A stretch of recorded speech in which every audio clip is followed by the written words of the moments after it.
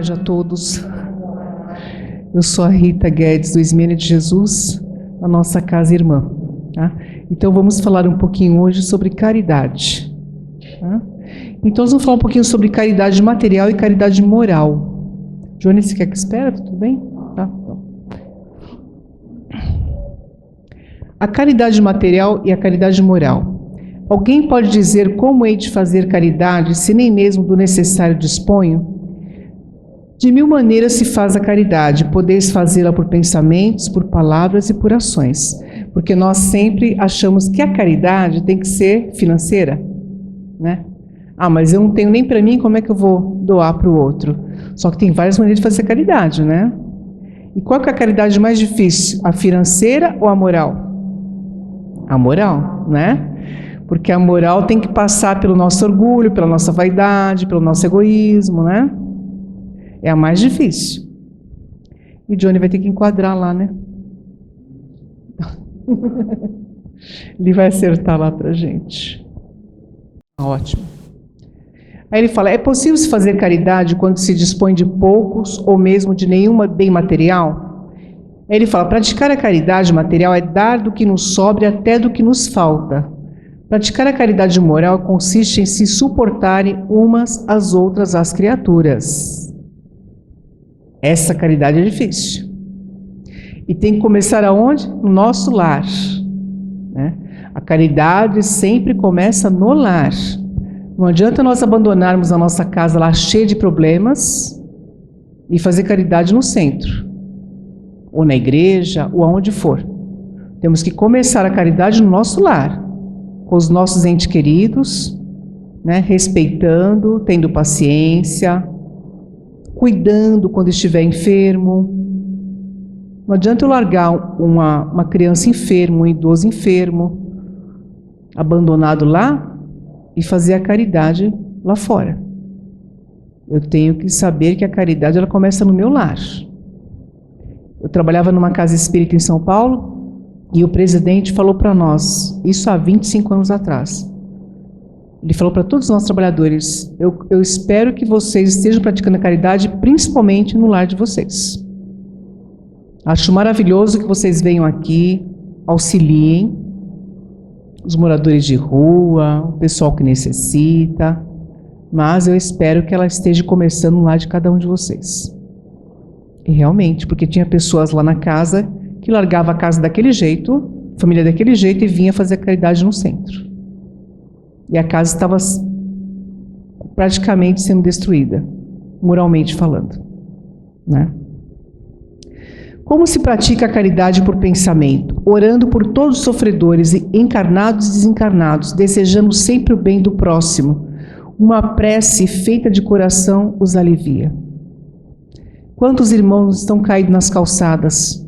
Quantos irmãos não estão nas ruas? E a gente fala assim, eu tenho receio de parar e auxiliar esse irmão. Tem receio? Passe, faça uma oração por ele, em pensamento. Quantas pessoas a gente não vê na rua com o terço na mão, fazendo o terço? Já cansei de ver pessoas com o terço na mão. Está caminhando, está orando. Está no metrô, está orando. Está no ônibus, está orando. Da forma dela, claro, do que ela compreende, do que ela acredita. Mas ela está fazendo oração. E nós também podemos fazer isso, né? Estou numa fila de banco, posso ficar em oração. Vou ficar mais calma, vou estar fazendo algo útil para o meu próximo e para mim também. Estou dentro do ônibus, posso também ficar em oração. Porque não existe local para orar. Não existe local para orar. O que existe é boa vontade. É você querer, né? Como se pode praticar a caridade por palavras? Dando aos nossos familiares e amigos um bom conselho, palavras de consolo, estímulo, fé em dias melhores e esperança na misericórdia de Deus. Quanto faz falta uma boa palavra hoje em dia? Me diz. Quanto faz falta? É ou não é? Estamos passando por tempos muito difíceis. Tempos em que não conhecemos nosso vizinho, poucas amizades nós temos, né? As amizades é assim, é que nem Roberto Carlos, ele queria ter 1 milhão de amigos, né? Nós temos 1 milhão de amigos, tudo no Face, no Instagram. Agora fica de campo, você vê se aparece um para te dar um remédio. Não vai aparecer. Porque não dá ibope, né? Lá nas redes sociais todo mundo se ama, todo mundo é bonzinho, todo mundo é maravilhoso. Mas na vida real, né? Aquela vida que o dia a dia, cadê essas pessoas para nos ajudar? Cadê aquela pessoa para te lavar uma louça que você não pode nem levantar da cama, de tão mal que você está? Então percebam, hoje em dia faz mais falta uma palavra amiga do que R$50 no bolso. Faz falta sim. Uma pessoa para te ouvir. Uma pessoa para estar segurando tua mão na hora que você precisa ali. Uma pessoa para te dar um abraço. Né?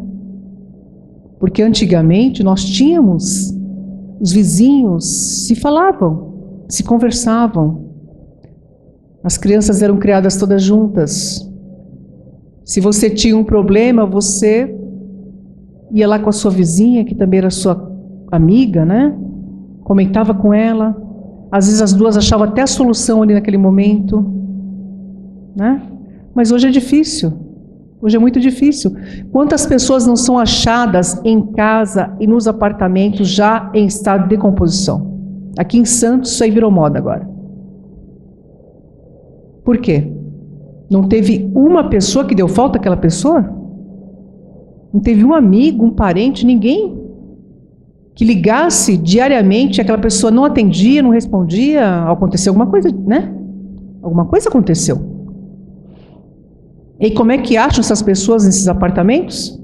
Porque, graças a Deus, o nosso corpo, ele começa a ter mau cheiro, a apodrecer. Certo? E quando o mau cheiro começa a incomodar, aí eu vou ver o que está acontecendo. E aí eu encontro a pessoa lá, já morta há 10, há 15 dias. E aí você se pergunta, meu Deus, será que não tinha uma alma viva que desse falta dessa pessoa? Não é? Mas pelo jeito não tinha. Então, vamos lá. E a caridade moral por meio de ações, como a podemos praticar? A caridade moral nada custa materialmente falando, mas é a mais difícil de se praticar. Elevar o pensamento a Deus em benefício do próximo é a forma de praticar a caridade moral. A caridade não consiste apenas na doação de bens materiais.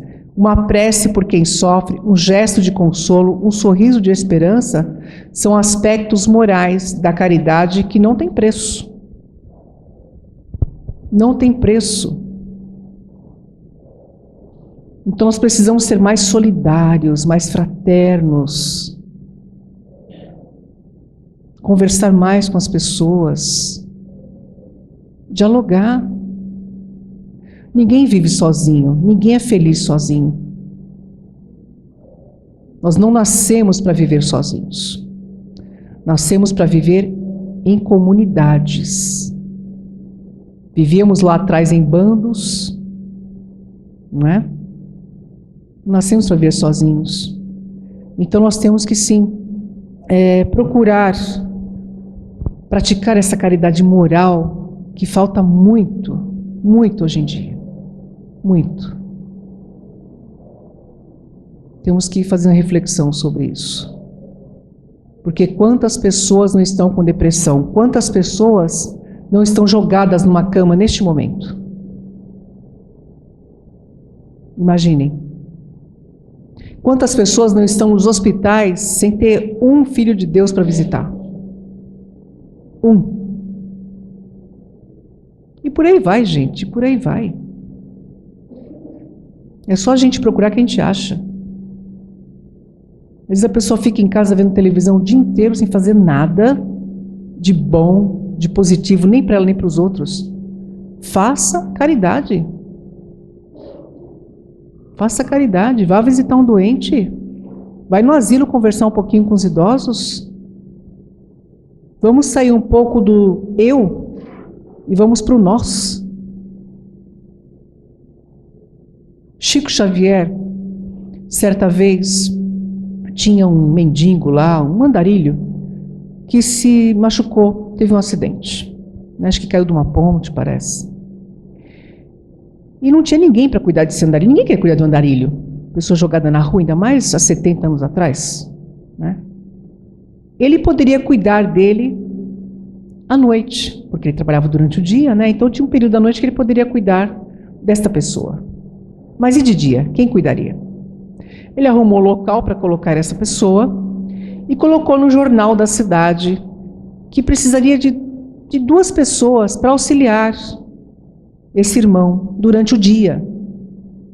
Ajudar a tomar um banho, fazer curativos, dar alimentação para ele. Apareceram 2 pessoas, 2 prostitutas, que trabalhavam à noite no meretrício e durante o dia poderiam ajudar com esse irmão. E foram falar com o Chico. Olha só, a cidade super católica, super espírita, mas não apareceu uma pessoa disposta a fazer esse trabalho durante o dia. Mas apareceu essas 2 irmãs, que com certeza a cidade odiava, né? Interior ainda. E elas conversaram com o Chico e falaram: seu Chico, nós temos essa disponibilidade, mas o senhor sabe que a gente trabalha, né? Lá no meretrício, à noite. Minha filha, a caridade não olha nada, não vê nada. Vocês vão praticar caridade. Para mim é indiferente o que vocês fazem, o que vocês trabalham. E foram cuidando desse senhor. Todos os dias elas iam lá, cuidavam desse senhor. Aí o Chico chegava para render elas, né? O Chico chegava, fazia o evangelho com elas, conversava um pouquinho e elas iam embora para o trabalho. E ele ficava ali até uma certa hora. Chegou um belo dia que elas chegaram para o Chico e falaram assim: seu Chico, nós vamos sair do meretrício. É, minha filha, é. Uma ia fazer um curso, parece que de enfermagem, e a outra parece que tinha arrumado um esposo, um rapaz, né? Ia se casar. Então vejam, ele não criticou, ele não falou nada para elas, né? Ele apenas deixou que o tempo fizesse a parte dele. Porque elas foram tocadas pelo Evangelho. Elas foram tocadas pelo acolhimento que ele deu para elas. Por reconhecê-las como seres humanos, como qualquer um de nós. Né? Porque nós temos muito o preconceito. Nós não procuramos saber o que levou a pessoa até ali. Por que ela chegou naquela situação. Né? Nós apenas condenamos, porque é muito mais prático. Né? Então, veja bem, além delas praticarem a caridade, auxiliarem o Chico, né, nessa demanda, ainda conseguiram rumos diferentes para suas vidas. Porque toda lei, a lei de ação e reação é maravilhosa, né? Todo bem que você faz, você recebe. Não é verdade? A caridade segundo São Paulo. São Paulo compreendeu tão profundamente esta verdade que diz: se eu falar as línguas dos anjos, se tiver o dom de profecia e penetrar todos os mistérios, se tiver toda a fé possível, a ponto de transportar montanhas, mas não tiver caridade, nada sou. Entre essas 3 virtudes, a fé, a esperança e a caridade, a mais excelente é a caridade. Coloca assim, sem equívoco, a caridade acima da própria fé. Eu posso muito bem ter fé e não ser caridosa. Não posso. Posso. Eu posso ser uma pessoa que não sai da igreja. Fico lá enfiada na igreja de noite, ou no centro, ou no templo. Mas não sou caridosa, não dou nada. Exploro os meus empregados. Né? Eu posso? Sim, eu posso fazer isso. Uma moça trabalhando na minha casa, uma diarista, e ela nem sabe que religião eu tenho, nada, né? Eu não fico comentando sobre religião na minha casa. Cada um tem a sua, né? E ela comentando de uma ex-patroa dela. Ela falou: Rita, é engraçado, eu trabalhei para uma senhora, ela fazia muito pela igreja, ela era assim, bem, né, assim, atuante, muito atuante na igreja que ela trabalhava. Mas lá com a gente, nossa, ela era uma pessoa tão diferente, ela era muito diferente com a gente. Não podia comer isso, não podia mexer naquilo, né? Tudo era muito, sabe? Muito regrado, né? Não podia sentar na mesa para comer com eles, tinha que esperar todo mundo comer para depois sentar, né? E tipo assim, o seu lugar é ali, não ultrapasse, né? Entendeu? Até água, às vezes trazia de casa, para não ter que usar os copos que eram da patroa, né?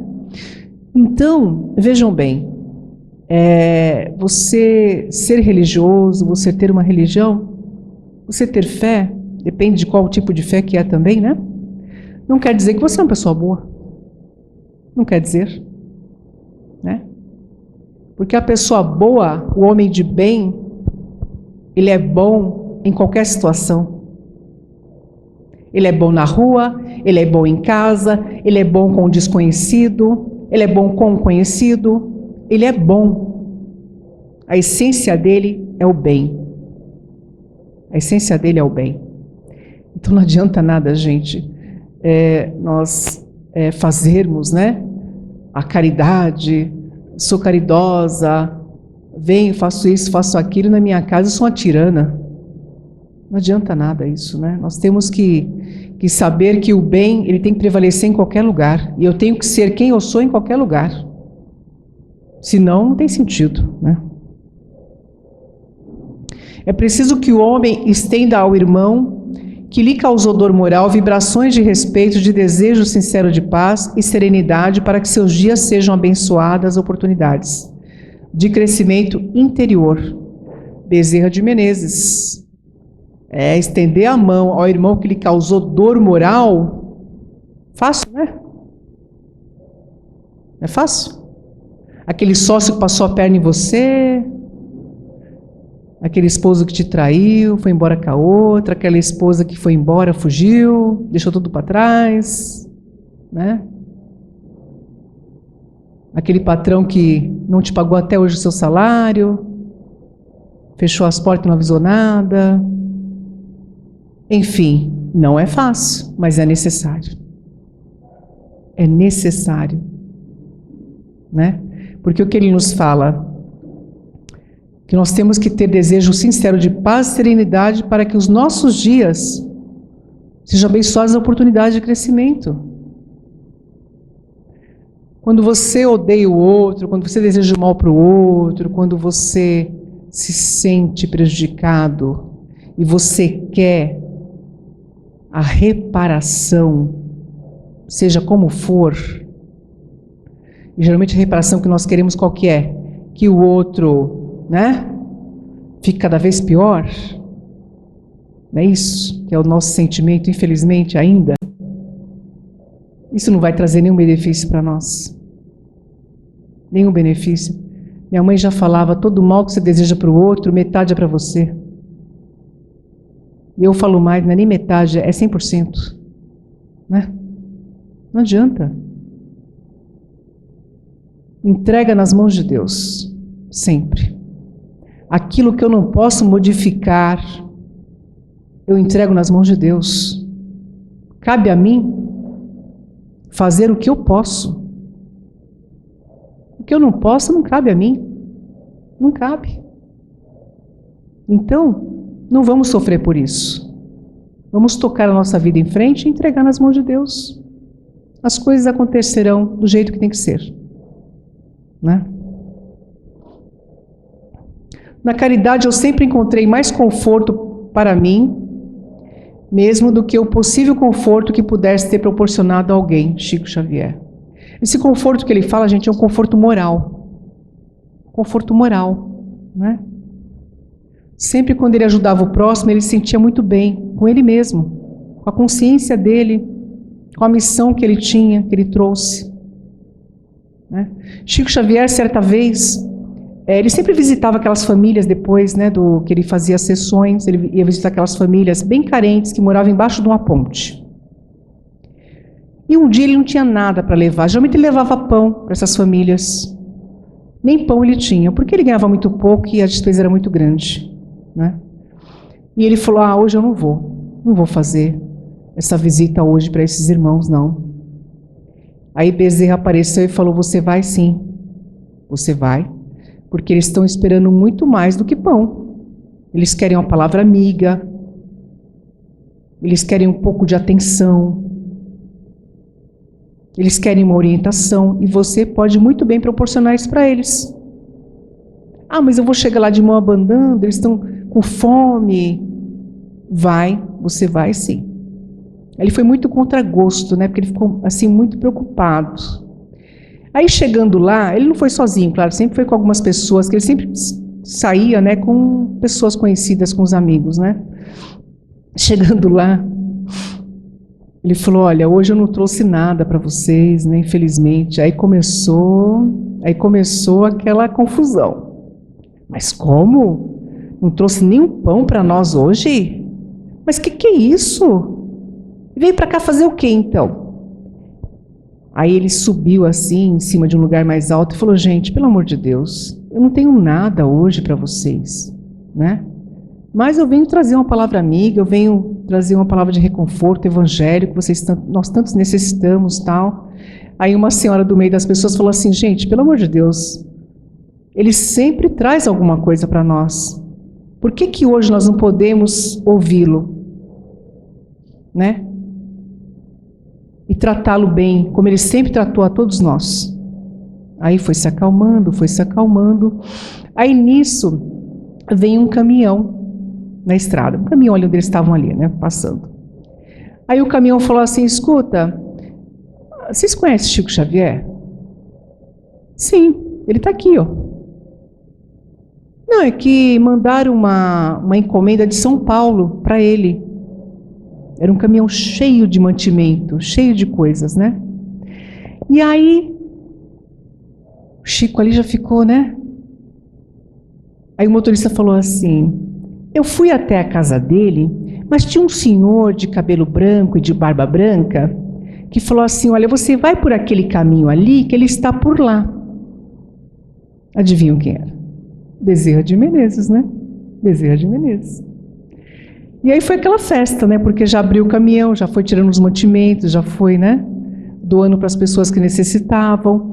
E aí o rapaz, o motorista, falou: olha, quem mandou isso aqui foi um grande empresário de São Paulo, em gratidão à carta que você trouxe do filho dele, a carta que o senhor trouxe do filho dele e tal, né?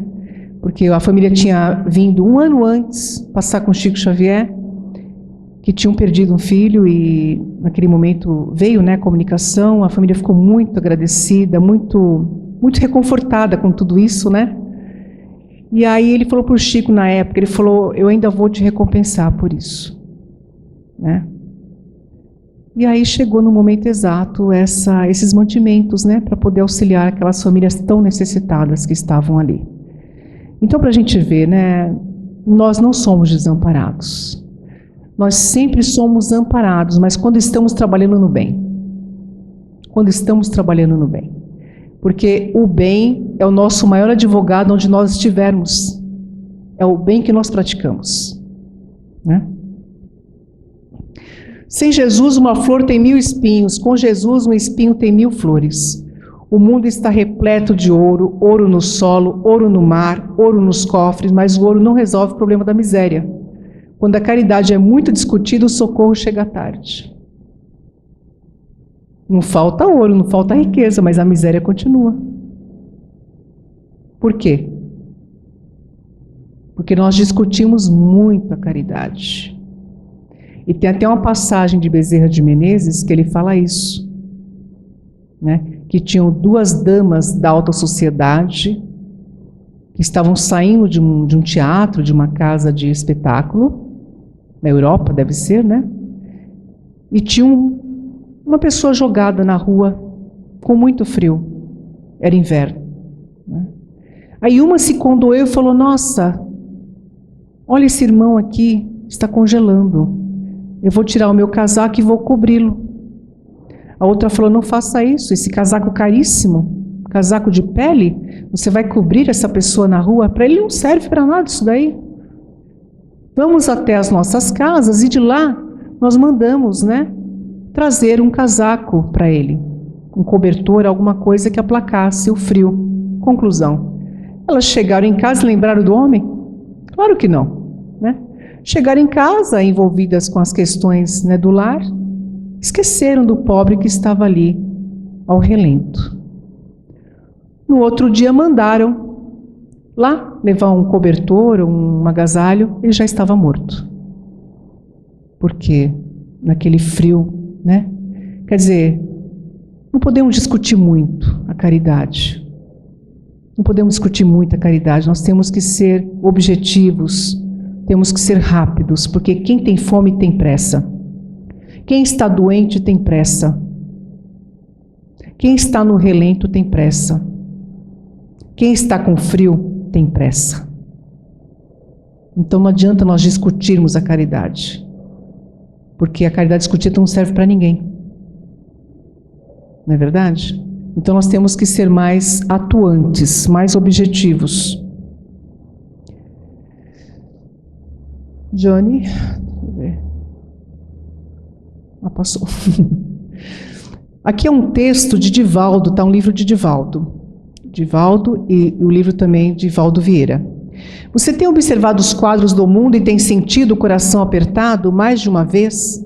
Você assiste pela TV as cenas de crianças morrendo de fome, de doentes em corredores de hospitais, perecendo por falta de assistência?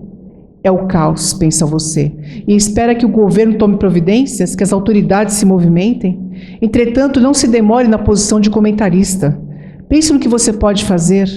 Não diga que é pobre e incapaz de contribuir na campanha do bem ao próximo. Pensemos juntos.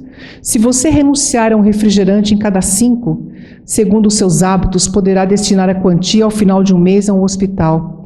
A sua renúncia equivalerá a uma medicação para um doente. Se você renunciar ao cinema uma vez em cada 5, endereçando o valor economizado a uma creche, ao término de algumas semanas a instituição contará com mais leite em favor daquelas crianças. Se você renunciar à compra de uma revista em cada 5 que costuma adquirir, ao término de 2 ou 3 semanas o valor poderá ser destinado a uma instituição que acolhe idosos. O dinheiro poderá servir, quem sabe, para comprar uns docinhos extras, pequenas guloseimas que eles ainda apreciam. Lógico, isso aí é de uma época em que tinha revista, né? Os idosos podiam comer doce, que hoje é tudo diabético, né? Então, são épocas diferentes, né? Mas o raciocínio é bem atual. A gente fala, não posso ajudar, dá R$20 todo mês para aquela instituição. Gente, você vai comprar um sorvete lá na Bátio, é R$20, um menorzinho, né? Você vai comprar uma Coca-Cola, é R$10 um litro. Um exemplo que eu estou dando, para quem gosta, vai. Não estou falando que a pessoa não tenha que fazer isso, é um direito dela. Mas se nós raciocinarmos, né, nós podemos sim ajudar. Podemos. Mas nós não queremos. Essa é a questão. Essa é a questão. Nós queremos reclamar. Reclamar é mais fácil. Não sai dinheiro do meu bolso.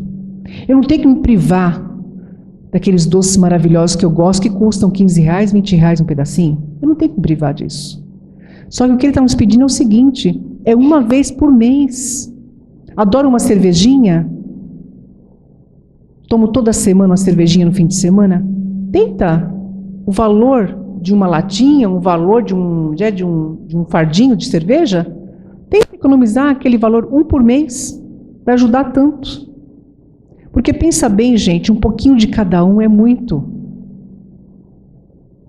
Pensa bem aqui, nós aqui, vai, se cada um de nós tirasse R$10 do bolso agora e colocasse em cima da mesa, quanto não daria esse valor?